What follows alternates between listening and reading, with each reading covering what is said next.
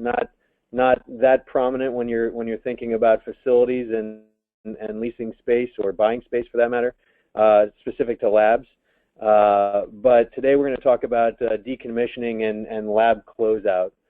And so I thought it would be best to start with kind of a general overview of how we came to this subject, and then we'll move on with more of the informational side of things. So when we help people to locate new lab space, one thing that comes up on a fairly frequent basis is the idea of a surrender plan on the back end. And a lot of people do this for best practices, but in more than half of the cases, I would say, this is actually an obligation in your lease. And so there's a specific provision for a lab-savvy landlord where they expect some sort of surrender plan, and they want a clean bill of health for that space when the tenant moves out. And so, because this is in an area of expertise for us specifically on the decommissioning closeout side of things, we're bringing in an expert, and so I'm going to introduce Lang Best with Clem Environmental, and I'm going to turn it over to him for a real quick intro, and then we'll get into the meat of the subject. Okay, thank you. Good afternoon. Again, my name is Lang Best. I work for Clem Environmental Services. We are based out of Frederick, Maryland, and we specialize in laboratory support services and also regulatory support services, specifically to laboratories, biopharmaceuticals, and biotechnologies, and also in the government sector within laboratories. So today's subject is about what you need to do when you decide to leave a site. And so today I want to go through the concept of site closure and some of the steps that are involved with it. It's called a phased approach. And most of it is going to have to do with the assessment part of it. The next slide. Okay. So we're going to talk about first, why would you complete a site closure? Okay. As was alluded to earlier, this may be a requirement in your lease agreement. It could be a requirement due to permit and licensing. But the main reason you want to do it is before you leave your site, you want to be able to give it that clean bill of health. You also don't want to have any risk or liability on the back end when you leave the facility. And if you work with a lot of hazardous materials, or if you've been at the site for an extended amount of time, as part of the site closure, you may want to know your costs as part of your exit strategy from your facility. There are two primary documents that decommissioning is used in a laboratory setting. The first one focuses only on the radiological aspects, and this is usually required, it's definitely required by the NRC and also by various agreement states, and that's called the Marston Standard. A general standard that's a consensus standard from ANSI is the Laboratory Decommissioning Standard, and this talks about both radiological and non-radiological hazards and kind of provides a template for the concerns you have. And some of the slides and the phased approach I'm going to talk about with you all mostly comes from the ANSI standard. All right, one of the big issues is this process arduous? Is it complicated? And the answer to that question is no, it's not. Thank you. Both these documents go from what's called a risk-based determination. So when you decide to leave the site, you need to make some evaluations of your space and say, am I leaving a risk to the future occupants? Or if my materials are being taken out of the site and go to a disposal facility or a recycling facility, am I posing a risk to the environment based on the work I've conducted?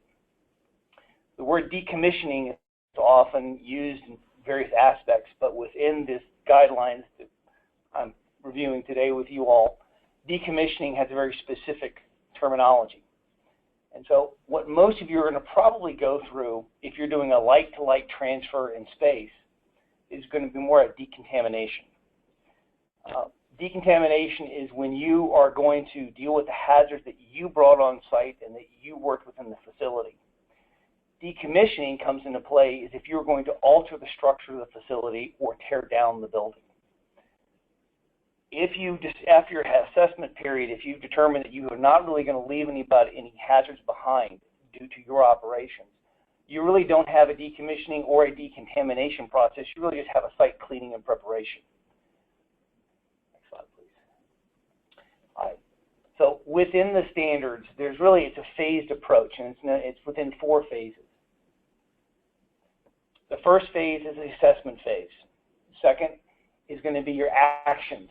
It's your second phase and third phase when you're going to make decisions from your assessment as to the level of what you need to do as part of your exit strategy.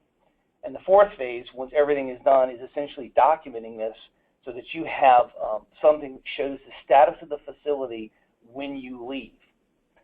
And this can be left behind, and it protects the backside of your liability. From my perspective, if you hire me to come in and I'm going to do the work for you, the first phase is the most important one to me. It's the one that drives and determines everything that needs to happen. Essentially, you're looking at the entire footprint of your operations. Most of the time when we get called in to do facilities, and if it's extensive as far as site closure, these are facilities that have been occupied and used for a long period of time. This process, the assessment process, is designed to go through and make sure you hit all the marks in making the determination as to if site closure is even required. So naturally, the first thing you have to consider is, I'm going to exit the facility. Did I modify the facility, or what do I need to leave the facility condition in for its next use? Often, if you're going from lab to lab, there's not a change. But if you're going from lab to a daycare or lab to administrative space, the restriction, you're going to have to do a full decommissioning, because you're going to probably remove materials, and that's where that goes to. You need to, that's okay. You need to understand the history of what you have done. Now, this requires you to maintain some documentation. Often laboratories will start out with one purpose, and 15 or 20 years down the road, you're doing something completely different with the space. So it's a good idea to maintain some kind of historical records on how you use space at various times. All right. The building itself has some inherent hazards. Most buildings that are constructed early for the mid-1970s and earlier, there are some materials in the construction of the building that have hazards.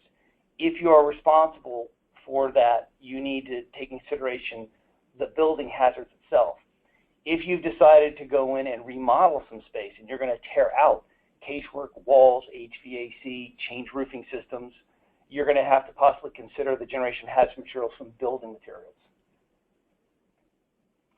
This is probably what affects you all the most, and that is you need a historical record of hazards that you bring into the facility and that you work with.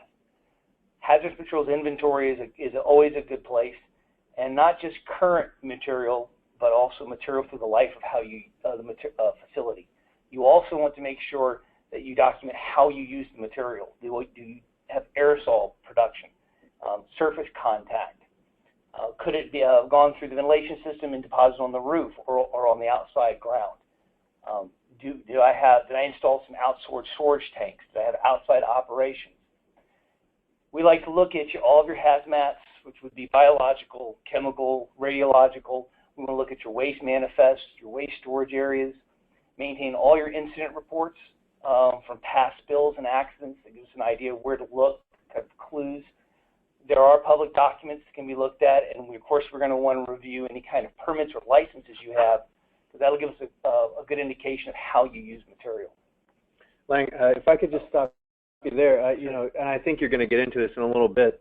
As far as that initial assessment, what can they do on the front end? It seems like there's a lot of historical and things like that fall into this. Is this generally a file that people have, or do you find that most of your clients are digging through old shoeboxes to find this sort of thing? Okay, I was going to bring up some of that. Hopefully I'll bring it up now and talk for a few minutes. This is right at the personal interview. We can talk here. If it's a newer structure and you've only been in it for a few years, maybe 5, 10 years, usually you have the records available to you, or you have the historical information. It's when you get to really old facilities. Mm-hmm. And if you've got gaps, sometimes you do personal interviews. A quick analogy to this.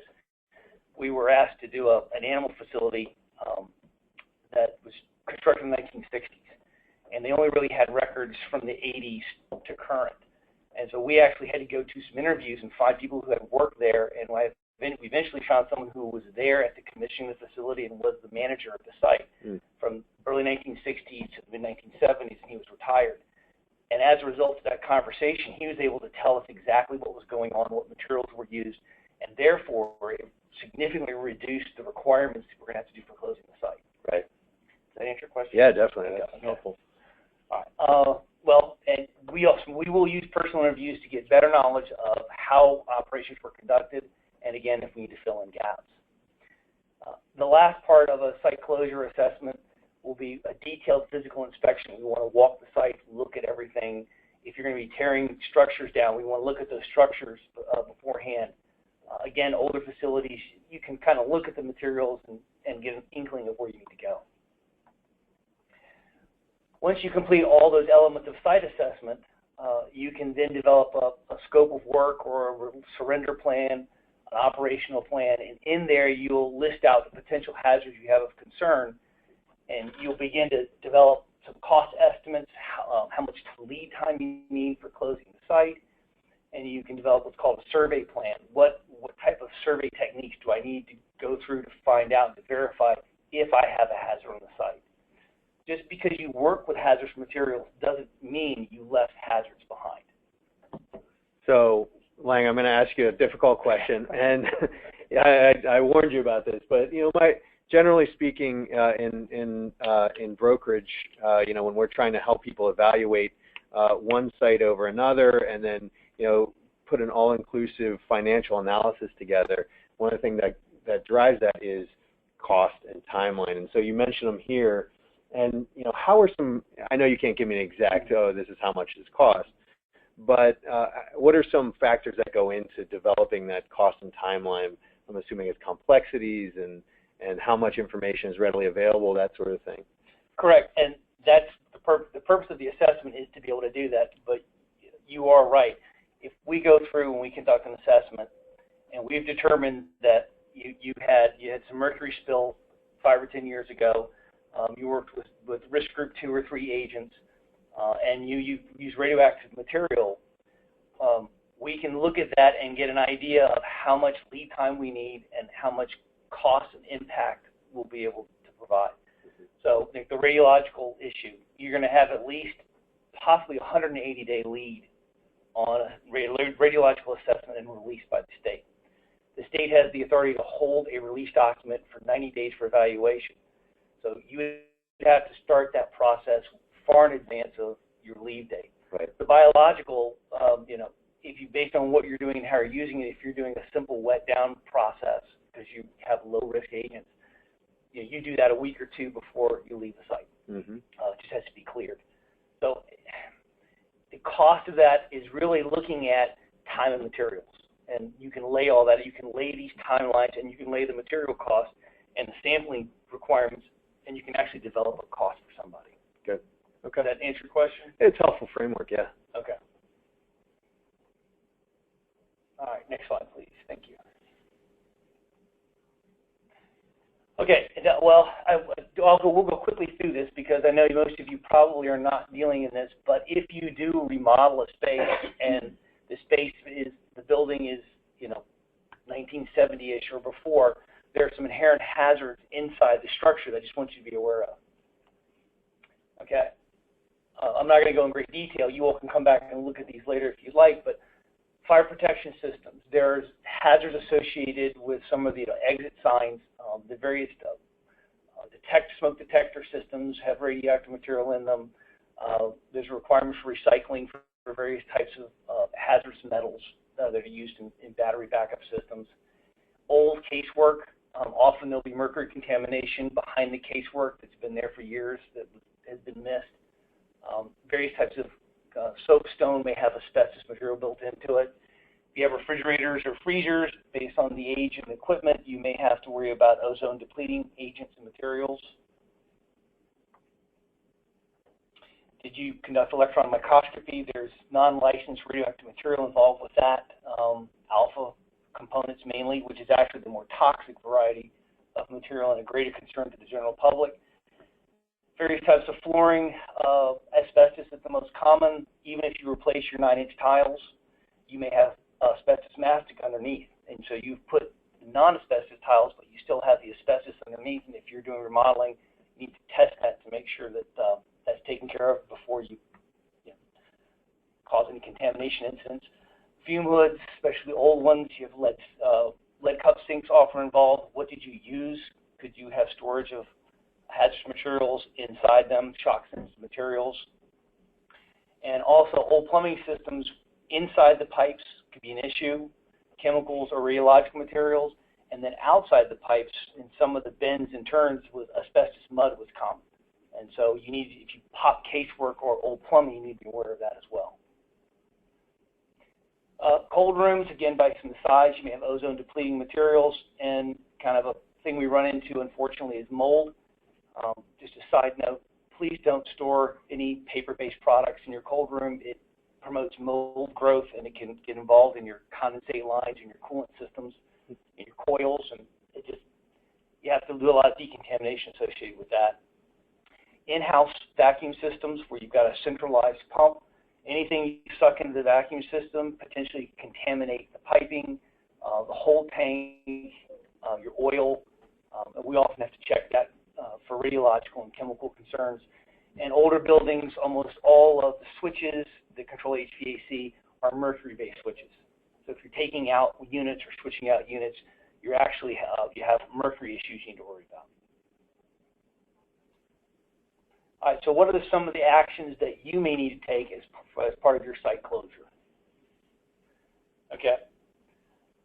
Well, often site closure is associated with moving your site.